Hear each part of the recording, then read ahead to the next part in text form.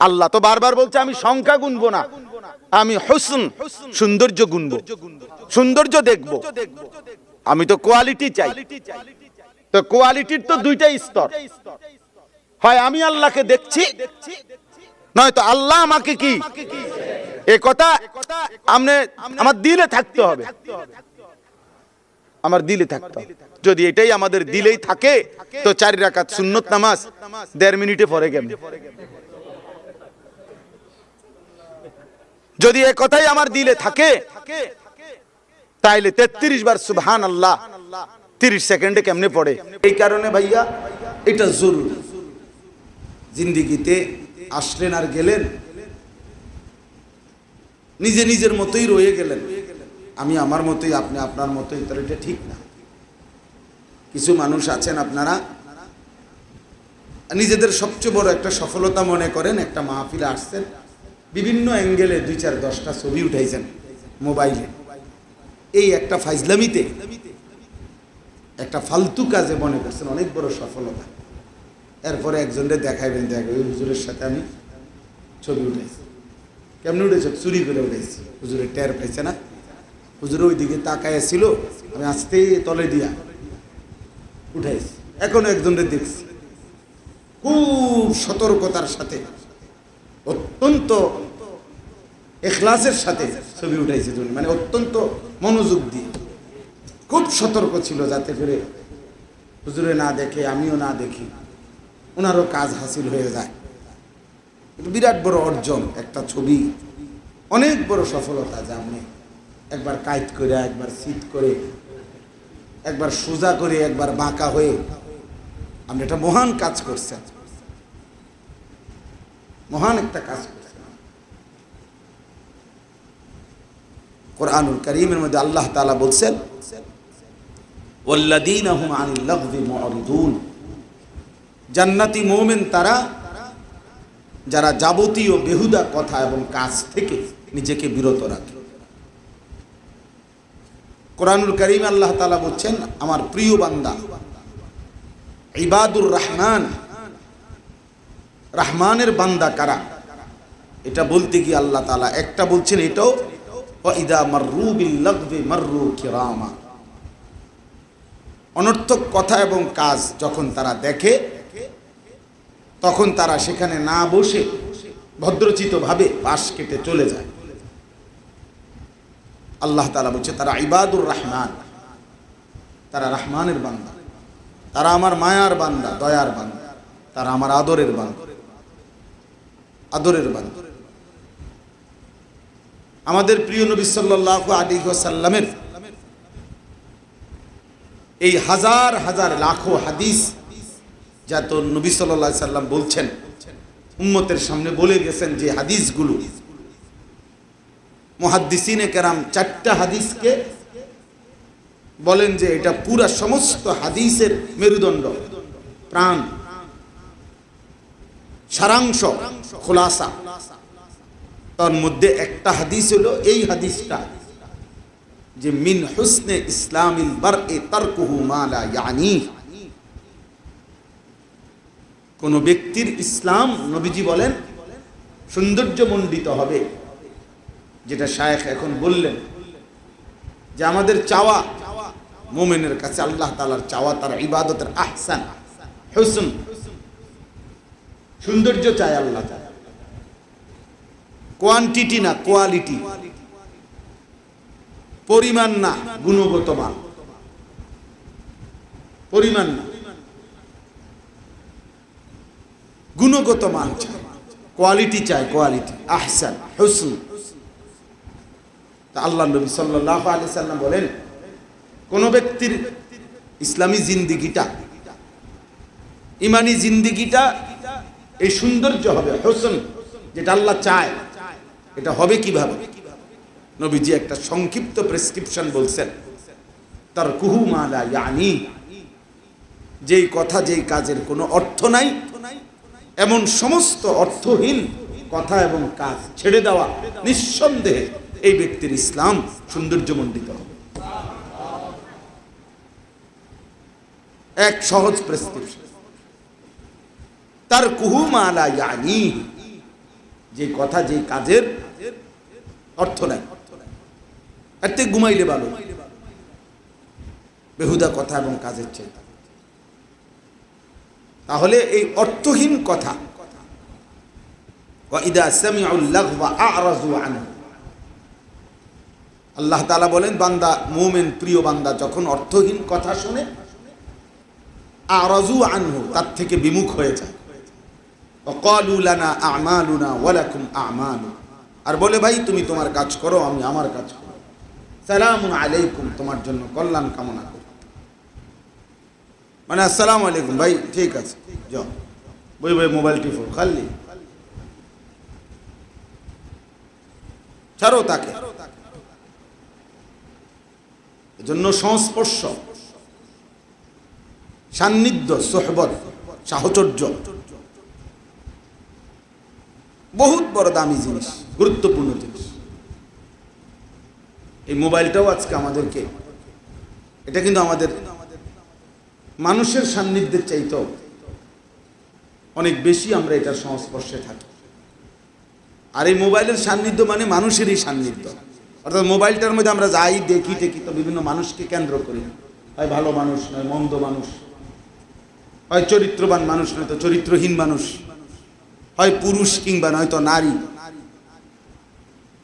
এই তো কোনো না কোনো কিছুর সোহবত নিচ্ছি, সান্নিধ্য নিচ্ছি মোবাইলের মাধ্যমে। আমরা এটাকে বন্ধু বানাচ্ছি, আপন বানাচ্ছি। এটা অত্যন্ত গুরুত্বপূর্ণ যে নজর রাখা। as-suhbatu muta'athira, সোহবত সান্নিধ্য প্রতিক্রিয়াশীল, এটা আসর করেই করে, প্রভাব ফেলে। আল্লাহ নবী সাল্লাল্লাহু আলাইহি ওয়াসাল্লাম বলছেন আল মারউ আলা দীনি খলিলিহি, প্রত্যেক ব্যক্তি তার বন্ধুর আচরণে প্রভাবিত হয়। ফালিয়ানজুর আহাদুকুম মান ইউখালিলু, অতএব তোমরা লক্ষ্য রেখো কাকে বন্ধু বানাচ্ছ। নবীজি সাল্লাল্লাহু আলাইহি ওয়াসাল্লাম বলেন লা তুসাহিব ইল্লা মুমিনান, মুমিন ব্যতীত তুমি কাউকে বন্ধু বানায়ো, সঙ্গী বানায়ো না। লা তুসাহিব, বন্ধু বানায়ো না, সাহেব সাথী বানায়ো না। ওয়ালা ইয়াকুল মালাকা ইল্লা তাকিয়ুন, মুত্তাকি ব্যতীত কাউকে তোমার মাল তোমার সম্পদ ভালোবেসে খাওয়াইও না। সিটার বাটফার রে মহব্বত করে কিছু খাওয়াইও না। আর বিপদে পড়ে যদি জোর জুলুম জবরদস্তির ভয়ে আতঙ্কে যদি কিছু খাওয়াইতে হয় তো খাওয়াও, ঠিক আছে, সেটা হলো নিরুপায় হয়ে, কিন্তু ভালোবাসা মহব্বত দিল থেকে মুত্তাকি মুমিন ব্যতীত কাউকে খাওয়াইও না। নবীজি বলছে ওয়ালা ইয়াকুল মালাকা, তোমার মাল থেকে যেন না খায়, ইল্লা তাকিয়ুন, মুত্তাকি ব্যতীত অন্য। আমার কাছে যে বললাম মাওলানা ইউসুফ বিন ইকবাল আমার একটা কিতাব দিছে খুব সুন্দর, আল জালিসুস সালেহ ওয়াস সু, উত্তম সঙ্গী এবং মন্দ সঙ্গী। ওইটা অনেক সুন্দর সুন্দর জিনিস ওই কিতাবের মধ্যে আছে। তো ওইখানে আছে যে রাসূলুল্লাহ সাল্লাল্লাহু আলাইহি ওয়াসাল্লাম বলেন যারা উটের পিঠে ঘোড়ার পিঠে চলে সর্বদা, তাদের মধ্যে কিছুটা অহংকার গর্ব কাজ করে। আর যারা ছাগল বকরি চড়ায়, নবী সাল্লাল্লাহু আলাইহি ওয়াসাল্লাম বলছে তারা নিরহংকার হয়, তাদের মধ্যে স্থিরতা থাকে। কেন?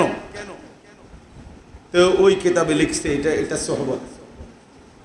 কারণ উট তার ঘাটটাই উঁচা, এটা থাকেই উঁচু করে, এটা নিজেই একটু অহংকারী ভাব। অতএব এটার উপরে যে চড়ে তার মধ্যে ওই রকম একটা ভাবসাব কাজ করে। ঘোড়া নিচেই বাহাদুর, সে নিজেই বাহাদুর, এজন্য তার উপরে এটা কিছুটা আসর করে। আর লিখছে যে ছাগল বকরি সে স্বাভাবিকভাবেই মাথা নিচে দিকে নিয়ে থাকে। এই যে ঘাস খায় যে সারাক্ষণ তার মাথা কি নিচের দিকেই নোয়ানো থাকে। এই জন্য ছাগল বকরি চড়ানেওয়ালা নিরহংকার হয়।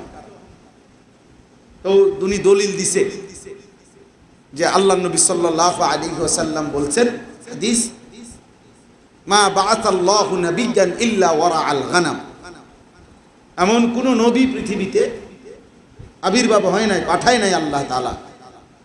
প্রত্যেক নবী বরং বকরি চড়িয়েছেন, ছাগল চড়িয়েছেন। তাহলে এইটা বিশেষত্ব কেন? নবী সাল্লাল্লাহু আলাইহি ওয়াসাল্লামও বকরি চড়িয়েছেন, সবাইকে দিয়ে আল্লাহ তাআলা এটা করছেন। কেন? ওই আচরণের মধ্যে নিরহংকার, ধৈর্য, স্থিরতা, সহ্য ক্ষমতা, সহনশীলতা আসার জন্য। ছাগল যারা পালে তারা বোঝে। ছাগল একবার খুঁট দিলে মানে তার পাও দিয়ে আটকায় দাঁড়ায়, এটার আবার সামনে নিতে কঠিন ব্যাপার। আমি জীবনে একবার দেখছি কোরবানির ছাগল, আমার তালুই ছোট বোনের শ্বশুর কিনে দিছে।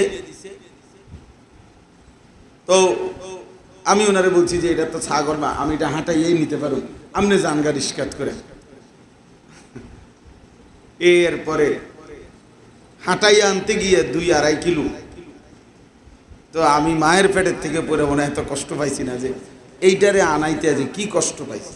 ওইটা হাঁটেই না, এটা একটু পর পরই খোঁট দেয়, এটা আমি তো বুঝিও না। আহারে কষ্ট, ঘাম, মানে ভীষণ কষ্ট পাইছিলাম। তখন বুঝছি যে ছাগল পালতে কি পরিমাণ ধৈর্য দরকার। তাইলে সোহবত, সান্নিধ্য, সাহচর্য, প্রতিক্রিয়াশীল। বুজুর্গানে দ্বীন বলেন সান্নিধ্য এতটা প্রতিক্রিয়া করে যে শুধু মানুষের উপরে না, বাতাসের উপরে, আবহাওয়ার উপরে পর্যন্ত সোহবত আসর করে।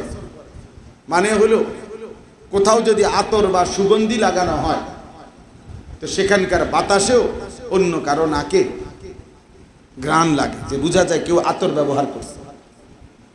তাইলে বোঝা গেল এই সুঘ্রাণ, আতরের এই ঘ্রাণ বাতাসের মধ্যে পর্যন্ত কি করেছে? আসর করেছে। কোথাও পেশাব পায়খানা, তো সেখানের বাতাসেও পাশ দিয়ে গেলে নাকে দুর্গন্ধ লাগে। বোঝা গেল এই দুর্গন্ধ, ময়লা, না পাকি বাতাসের মধ্যেও কি করেছে? আসর করেছে। সোহবত। শেখ সাদি রহমতুল্লাহ আলাইহির বিখ্যাত ছোট্ট গল্প আছে যে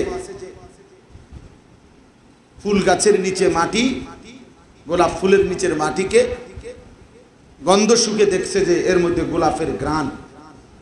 বলছে তুমি তো শুধু মাটি, তোমার মধ্যে গোলাপের ঘ্রাণ আসলো কোত্থেকে? তো মাটি বলছে, জনাব, হ্যাঁ এটাই সত্য যে আমি মাটি, আমি মাটিই ছিলাম, কিন্তু গোলাপ ফুল এই গাছের পাতাগুলো বারবার আমার উপরে পড়ছে, সেই পাতা মিশে আমি মাটির মধ্যে আসর করেছে। এখন আমি মাটিও সুঘ্রাণওয়ালা হয়ে গেছে। জামালে হামনশি দারমান আসর, এক সৌন্দর্যময় ফুল আমার মধ্যে আসর করেছে, ফলে আজ আমি মাটিও ঘ্রাণ হয়ে গেছে। আর নাই তো আমি মাটিই ছিলাম, আর নাই তো আমি মাটিই ছিলাম। এই আল্লাহওয়ালাদের সোহবত, সান্নিধ্য, এই আসা যাওয়া, আন্তরিকতা, ভালোবাসা, আল্লাহর প্রিয় নেক বান্দাদের সোহবত, এটা আমাদের জীবনে আখিরাতের রাস্তায় চলতে, ঈমান আমলের জীবন গড়তে খুব বেশি কার্যকর, পরীক্ষিত একটি মাধ্যম। এমনি হয় না, একা হয় না। ওয়ালাউলা ফাদলুল্লাহি আলাইকুম ওয়া রাহমাতুহু মা যাকা মিনকুম মিন আহাদিন আবাদা। সরাসরি কোরআন শরীফের আয়াত, সূরা নূরের মধ্যে আছে। আল্লাহ তাআলা বলেন, আল্লাহ তাআলার দয়া, আল্লাহ তাআলার অনুগ্রহ যদি না হয়, মা যাকা মিনকুম মিন আহাদিন আবাদা, তোমাদের কেহই তোমাদের নিজেকে নিজে কখনোই পবিত্র করতে পারবে না। একা পারবা না।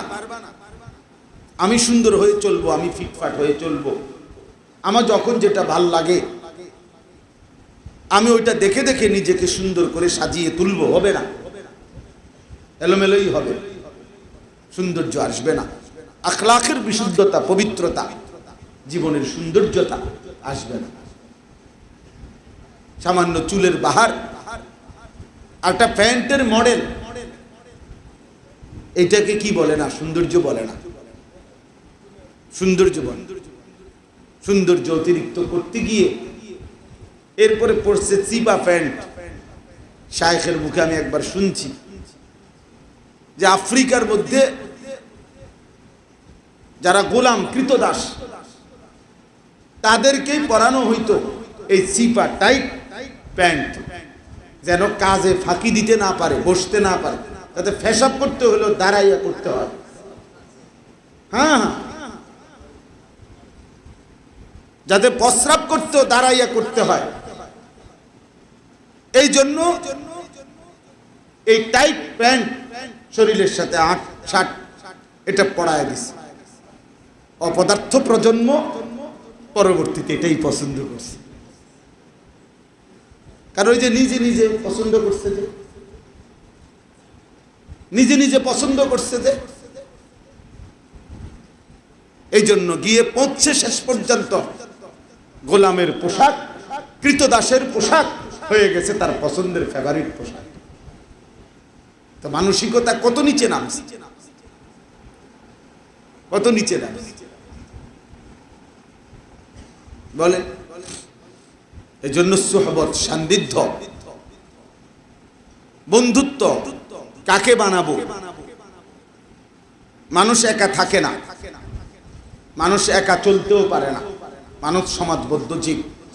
কারো না কারোর সাথে তার সম্পর্ক, আন্তরিকতা, বন্ধুত্ব, হৃদ্যতা, ভালোবাসা, এটা লাগবেই, এটা লাগবেই। মহব্বত, ভালোবাসা, এটা দিলের বিষয়। মাইলানুল কলবি লা শাই, আরবিতে মহব্বত বলা হয় অন্তর কোনো জিনিসের প্রতি ঝুঁকে পড়া। লিকামালিন ফি, ওর মধ্যে কোনো বিশেষত্ব আছে, কোনো যোগ্যতা আছে, কিছু একটা আছে, দেখা আমার অন্তর তার প্রতি ঝুঁকে পড়ছে। তাহলে অন্তর কারো প্রতি ঝুঁকে যাওয়া, এই ভালোবাসা, এই মহব্বত, এটা স্বভাবজাত, সৃষ্টিগত বিষয়। অতএব এইটা টোটালি নিয়ন্ত্রণ যদি কেউ না করে, আল্লাহ এবং তার রসুলের নির্দেশনার আলোকে যদি পরিচালিত না করে, তাহলে এই আন্তরিকতা, ভালোবাসা, মহব্বত কিংবা যাই বলুক সে, এটা একটা সময় তাকে আল্লাহর নাফরমানি, অসভ্যতা, অশ্লীলতা, গুনাহ আর বেহায়াপনার দিকেই নিয়ে যায়। আজকে মনে করেন হারাম সম্পর্ক, ছেলে মেয়েদের হারাম অবৈধ সম্পর্ক, এটাকে তারা গড গিফটেড বলে। এটা ঈশ্বর প্রদত্ত, সৃষ্টিকর্তা প্রদত্ত ভালোবাসা। ওর প্রতি আমার ভালোবাসা হয়ে গেছে। চলতে চলতে, হাঁটতে হাঁটতে, মিছিল করতে করতেও প্রেম হয়েছে। মিছিল করতে করতে, একসাথে মিছিল করতে করতে প্রেম, একসাথে আন্দোলন করতে করতে প্রেম, একসাথে পড়তে পড়তে প্রেম, একসাথে চিপস খাইতে খাইতে প্রেম। বাহ, কি মজার বিষয়! এটা আবার গল্প আকারে, এটা আবার টেলিভিশন প্রোগ্রামের শোর মধ্যে কিভাবে আপনাদের মাঝে প্রেম হলো। উনি খুব সুন্দর করে, শুদ্ধ ভাষায়, খুব যত্ন নিয়ে এটা বলতেছে। কি পরিমাণ বেহায়া, কি পরিমাণ অসভ্য! অথচ ইসলামের মধ্যে নারী পুরুষের বিবাহ সম্পর্কিত, বিবাহ বহির্ভূত যেই কোনো সম্পর্ক, ফামান ইবতাগা ওয়ারাআ যালিকা ফাউলাইকা হুমুল আদুন, আল্লাহ বলেন হালাল স্ত্রী ব্যতীত। আর যেই যুগে দাসী ছিল, ওই যুগের দাসী আর এখনকার জন্য হালাল স্ত্রী ব্যতীত অন্য যে কোনো পন্থায়, অন্য যে কোনো পন্থা নিজের শাহওয়াত নিবারণের জন্য, নিজের অন্তরের কামনা বাসনা, সহজ কথায় যৌন চাহিদা পূরণ করার জন্য যে অন্য যে কোনো পন্থা অবলম্বন করবে, আল্লাহ বলছে ফাউলাইকা হুমুল আদুন, নিঃসন্দেহে তারা সীমা লঙ্ঘনকারী, সীমা লঙ্ঘনকারী, পাপী তারা মালউন, অভিশপ্ত, অভিশপ্ত। অতএব এটা জরুরি। বিবাহ বহির্ভূত প্রেম হয় না, বিবাহ বহির্ভূত ভালোবাসা হয় না, বিবাহ বহির্ভূত জেনা হয়, ব্যভিচার হয়। এজন্য ইসলামে রাসূলুল্লাহ সাল্লাল্লাহু আলাইহি ওয়াসাল্লাম বলছেন, বিবাহ বহির্ভূত নারী পুরুষের যাবতীয় সম্পর্ক এটা ব্যভিচার, এটা জেনা। চোখে দেখলে চোখের জেনা, হাত দিয়ে ছুঁয়ে দিলে হাতের জেনা, পা দিয়ে সাথে গেলে পায়ের জেনা, কথা শুনলে কানের জেনা, দিল দিয়ে এই ঘিন নারীকে নিয়ে কল্পনা করলে অন্তরের জেনা, লজ্জাস্থান দ্বারা জেনা করলে তা লজ্জাস্থানের জেনা, সব জেনা, সবটাই ব্যভিচার। অতএব এটা সৃষ্টিকর্তা প্রদত্ত নারী পুরুষের, ছেলে মেয়ের বিবাহ বহির্ভূত সম্পর্ক প্রাকৃতিক বা সৃষ্টিকর্তা প্রদত্ত এই সমস্ত কোনো শব্দ বলার কোনো সুযোগ নাই, এটা সরাসরি শয়তান প্রদত্ত, ইবলিস প্রদত্ত হইতে পারে। কোরআনুল কারীমে আমি সেটা সকালবেলা এটাই বলতে চাইছিলাম। কোরআনে আশ্চর্য কথা হলো, কোরআনুল কারীমে আল্লাহ তাআলা বারবার একটা কথা বলছে যে শয়তান প্রথম কিসের কুমন্ত্রণা দেয়? ফাইন্নাহু ইয়া'মুরু বিল ফাহশা। বারবার এই কথা, শয়তানের প্রথম প্ররোচনা অশ্লীলতা, ফাহশা, বেহায়াপনা। জওয়ান কিংবা বুড়া, নারী কিংবা পুরুষ, প্রত্যেককে দিয়ে শয়তান চায় বেহায়াপনা করা। আর এই ফাহশা শব্দের অর্থ হলো আয-যিনা ওয়া মা আশবাহু, জিনা, ব্যভিচার এবং তার সাথে সম্পৃক্ত যা, অর্থাৎ নারীকে কেন্দ্র করে যত গুনাহ। শয়তানের প্রথম টার্গেট প্রত্যেক পুরুষকে দিয়ে, সে বুড়া হোক 900 বছরের, তাকে দিয়েও শয়তানের চেষ্টা নারীকে কেন্দ্র করে গুনাহ করে। 60 বছর 70 বছর চাচা, ঠিক আছে আপনার শরীরে বল নাই, কিন্তু চা দোকানে বসে টেলিভিশন তো চাইতে পারেন, এটার থেকে মাহরুম হবেন কেন? বুঝেন নাই? শরীরে না বল নাই, কিন্তু নারীর নাচ দেখতে বঞ্চিত হবেন কেন? আসেন চা দোকানে, আসেন টেলিভিশন দেখেন, নাচ গান দেখেন। নাউযুবিল্লাহ। তো আমার বলার উদ্দেশ্য হলো, একটা কথা তো বললাম, এক মুমিন নিজেকে বেহুদা কাজে 1 মিনিট নষ্ট করতে পারে না। এটা হলো প্রথম কথা ভাই। আর 2 নম্বর এটা বললাম, এই যে সোহবত, বন্ধুত্ব, আন্তরিকতা, সম্পর্ক, এটা বহুত জরুরি বিষয়। এটা যেইভাবে যে কোনো যে কাউরে পছন্দ হলেই ফেসবুকে যে অ্যাড হয়েছে সেই আমার বন্ধু, না রে দোস্ত, এটা কোনো কথা না। হিন্দু তোমার সাথে অ্যাড হলেই সে ফ্রেন্ড, কাফের, মুশরিক, ইহুদি, খ্রিস্টান অ্যাড হইলেই সে তোমার বন্ধু, না বন্ধু না।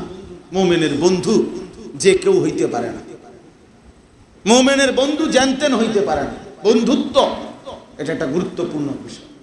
হাদিসের মধ্যে আছে, আল্লাহর নবী সাল্লাল্লাহু আলাইহি ওয়াসাল্লাম বলছেন, লাউ কুনতু মুত্তাখিযান খলীলান লাত্তাখাযতু আবা বকরিন খলীলা। আমি যদি কাউকে বন্ধুই বানাইতাম দুনিয়াতে, আবু বকরকে আমার বন্ধু বানাইতাম, কিন্তু পারলাম না। কেন? আবু বকর আমার সাথী, কিন্তু আমার বন্ধু যে একজন, তিনি তো আল্লাহ, পুরা হৃদয় তাকেই দিয়ে দিছি, এজন্য আর জায়গা ছিল না, এজন্য আর জায়গা নাই। তাইলে হাদিসের মধ্যে আছে, এটা নবীজি বলছেন। আল্লাহ তাআলা কোরআনুল কারীমের মধ্যে বলছেন, আল আখিল্লাউ ইয়াউমাইদিন বা'দুহুম লিবা'দিন আদুউন ইল্লাল মুত্তাকিন। আল্লাহ তাআলা কোরআনে স্পষ্ট বলছে, বান্দা শোনো, কিয়ামতের দিন সমস্ত বন্ধু, আল আখিল্লাউ মানে বন্ধুগণ, কিয়ামতের দিন ইয়াউমা ইজিন, সেদিন হয়ে যাবে একজন আরেকজনের দুশমন, বাউযুহুম লিবাউদিন আদুউন, একজন আরেকজনের শত্রু হবে। ইল্লাল মুত্তাকিন, একমাত্র তাকওয়ার ভিত্তিতে, আল্লাহ ভীতির ভিত্তিতে, আল্লাহর হুকুম পালনের ভিত্তিতে যেই বন্ধুত্ব, সেটা ব্যতীত, সেটা ব্যতীত ওই বন্ধুরা দুশমন হবে না, বরং এমন বন্ধুরা গলাগলি করে আল্লাহ বলবে উদখুলুল জান্নাতা আনতুম ওয়া আজওয়াজুকুম তুহবারুন, আল্লাহ বলবে তোমরা তোমাদের সেই বন্ধু সঙ্গী যাদের সাথে তাকওয়ার ভিত্তিতে সম্পর্ক ছিল, ঈমানের ভিত্তিতে সম্পর্ক ছিল, শরীয়তের মাপকাঠি রেখে ভিত্তিতে সম্পর্ক ছিল, আল্লাহ তাআলা বলবেন সেই বন্ধুদেরকে সাথে নিয়ে খুশি খুশি হাসতে হাসতে গলাগলি করে হাত ধরাধরি করে জান্নাতে ঢোকো। উদখুলুল জান্নাহ আনতুম ওয়া আজওয়াজুকুম, তোমরাও ঢোকো, বন্ধুদেরকেও সাথে নাও, সঙ্গীদেরকেও সাথে নাও। হ্যাঁ, তো এজন্য আমি যে আয়াতটা পড়ছি, এই আয়াতের মধ্যে এটা আল্লাহ তাআলা স্পষ্ট করে বলেছেন। 6 নম্বর পারা 5 নম্বর সূরা, সূরা মাইদা, এই সূরার জন্যই এই কথাগুলো বললাম। আপনাদের প্রত্যেকে আমরাও এই বিষয়টাকে জানতেন, মামুলি মনে করলে হবে না, বরং ভালোবাসা, মহব্বত, বন্ধুত্ব, সম্পর্ক, আন্তরিকতা, হৃদয়ের টান, যেটা এটা আল্লাহ তাআলা অনুমোদিত, যেখানে রাসূলুল্লাহ সাল্লাল্লাহু আলাইহি ওয়াসাল্লাম অনুমোদিত, যেখানে সেখানেই হতে হবে, সেখানেই হতে হবে। এখানে আল্লাহ তাআলা বলেন ইন্নামা ওয়ালিয়ুকুম, হে ঈমানদারগণ, নিশ্চয়ই তোমাদের বন্ধু হবে কে? আল্লাহ তাআলা বলছে তিন শ্রেণী মুমিনের বন্ধু, 3 শ্রেণী। কয় শ্রেণী? 1 নাম্বার ইন্নামা ওয়ালিয়ুকুমুল্লাহ, প্রথম বন্ধু আল্লাহ। ইন্নামা ওয়ালিয়ুকুম আল্লাহ, তোমাদের প্রথম বন্ধু, মুমিনের বন্ধু আল্লাহ। আল্লাহই হবে মুমিনের প্রথম বন্ধু, প্রথম বন্ধু। ওয়াল্লাযীনা আমানু আশাদ্দু হুব্বাল লিল্লাহ, আল্লাহ তাআলা বলে যারা মুমিন তাদের সবচেয়ে বেশি ভালোবাসা আল্লাহর জন্য। কার জন্য? আল্লাহ। এর আগের আয়াতে আছে আল্লাহ বলছে আমার এই জমিনে আমি কিয়ামত পর্যন্ত এমন একদল বান্দা রাখবো, তুমি থাকো বা না থাকো বান্দা, আমি রাখবই, ইউহিব্বুহুম ওয়া ইউহিব্বুনা, যারা আমাকে ভালোবাসে, আমি যাদেরকে ভালোবাসি। ভালোবাসার এই বন্ধন, এমন প্রিয় বান্দা আমি জমিনে রাখবো। দেখো যে তুমি হবা কিনা, কিন্তু বাকি আমি আল্লাহ তাআলা এমন বান্দা, ইউহিব্বুহুম ওয়া ইউহিব্বুনা, যারা আমাকে ভালোবাসবে, আমি যাদেরকে ভালোবাসি, আমি যাদেরকে ভালোবাসি। এজন্য ভালোবাসা, মহব্বত আল্লাহর প্রতি, এটা তো আমাদের দিলের মধ্যে আমরা অনুভব করতে পারি যে আমি আল্লাহকে ভালোবাসি কিনা। আমার শায়েখ আল্লামা মুফতি মুশতাকুন নবী কাসিম হযরত বলেন, ইবাদত এভাবে করা যে ইহসান, যেন আমি আল্লাহকে দেখি দেখি লাগে, দিলের মধ্যে এইভাবে আনা যে যেন আমি আল্লাহকে দেখি দেখি মনে হয়, যেন আল্লাহকে দেখছি। কমপক্ষে একজন মুমিনের ইবাদত, তার জিন্দেগিটা এর চাইতে নিচে নামানোর সুযোগ নাই, এতটুকু রাখতেই হবে যে কমপক্ষে আমার দিলের মধ্যে কথা সারাক্ষণ আছে যে আল্লাহ আমাকে দেখছেন, আল্লাহ আমাকে দেখছেন, আল্লাহ আমাকে দেখছেন। এতটুকুর নিচে নেমে যাওয়ার কোনো সুযোগ নেই, তাহলে সেটা দ্বীন হবে না, ইহসান হবে না, ইহসান হবে না।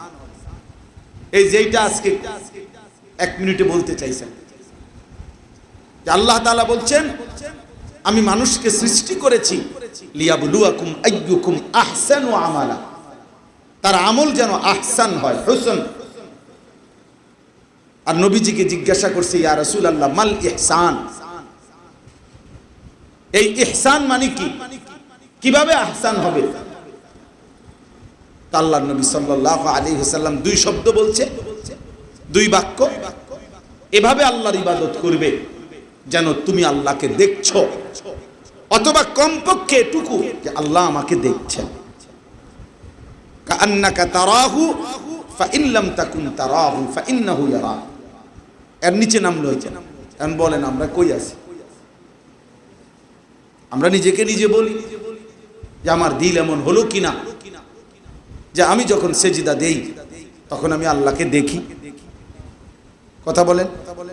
আমি যখন রুকু দেই আমার দিল এমন হলো কিনা যে আমি আল্লাহকে দেখি। আচ্ছা, এতটুকু তো হলো না, বুঝলাম। এর দ্বিতীয় অপশন, যে আল্লাহ আমাকে দেখছেন, এইটা আমাদের মনে হয় কিনা, এ কথা আমাদের দিলে থাকে কিনা। আহা, এটাও যদি দিলে না থাকে তাইলে আমাদের ইবাদতের কি হালাত বলেন? তাইলে আমাদের ইবাদতের কি হালাত?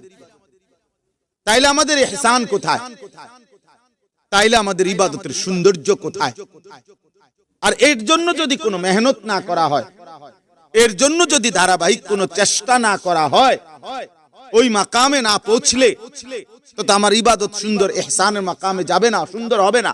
তো আমি আখিরাতে বিনিময় পাবো কিভাবে? আল্লাহ তো বারবার বলছে আমি সংখ্যা গুনবো না, আমি হুসন সৌন্দর্য গুনবো, সৌন্দর্য দেখবো। আমি তো কোয়ালিটি চাই। তো কোয়ালিটির তো দুইটা স্তর, হয় আমি আল্লাহকে দেখছি, নয়তো আল্লাহ আমাকে কি, এ কথা আমার দিলে থাকতে হবে,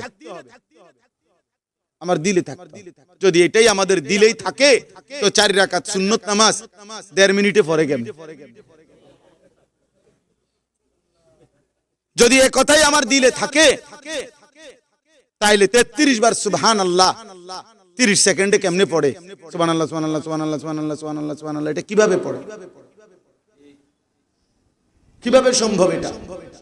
হযরত এটাই বলতে চান, আজীবন উনার ফিকির এটা যে উম্মতের ইবাদত সুন্দর হবে, তাসবিহ সুন্দর হবে, বিশুদ্ধ হবে, ধীরে ধীরে পড়বে, কলিজা দিয়া দিয়া পড়বে, মহব্বত দিয়ে পড়বে, দিলের মধ্যে এটা ভাববে যেন আমি আল্লাহকে দেখছি দেখছি লাগে, অথবা কমপক্ষে আমার আল্লাহ আমাকে দেখছেন।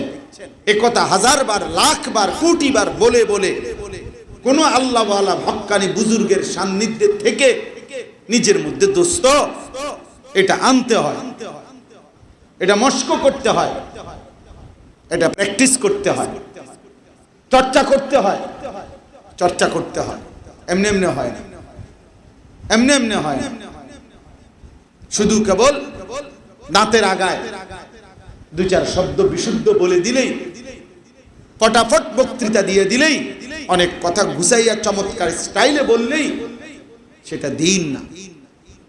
বরং মুকাম্মাল দ্বীনের জন্য এই ইহসানের এই মাকাম জরুরি, বাধ্যতামূলক। কারণ এটা আল্লাহর নবী সাল্লাল্লাহু আলাইহি ওয়াসাল্লাম বলছেন, হাদা জিবরাইল ইউআল্লিমুকুম দীনাকুম। জিবরাইল আসছে তোমাদের দ্বীন তোমাদেরকে শিখাইছে। নবীজি বলছে সাহাবাদেরকে, এখানে নবীজি এটা বলছে যে ইহসান, ঈমান, ইসলাম, ইহসান আমাদের জীবনের 3টা ডিউটি। এক হলো ঈমান সুন্দর করা, ইসলাম সুন্দর করা। তাহলে যত কিছু ঈমান তা আমার মধ্যে আনতে হবে, যত কিছু ইসলাম তা আমার মধ্যে পালন করতে হবে। আর এই ঈমান ইসলামের সবকিছু ওই পর্যায়ে পৌঁছাইতে হবে যে হয় আমি আল্লাহকে দেখছি, নয় আমার দিলে কথা 24 ঘন্টা আছে যে আল্লাহ আমাকে দেখছে। আপাতত আমি এদূর বুঝছি, শায়েখের আগের কথার থেকে আরো পড়তে কইছে না, বাকিটা পরে ইনশাআল্লাহ বুঝার চেষ্টা করব। আরো ফয়রাল ইন্নামা ওয়ালিয়ুকুমুল্লাহ। তাহলে এই কথা শেষ করি। আল্লাহ তাআলা বলেন নিশ্চয়ই তোমাদের বন্ধু আল্লাহ। 2 নাম্বার ওয়া রাসূলুহু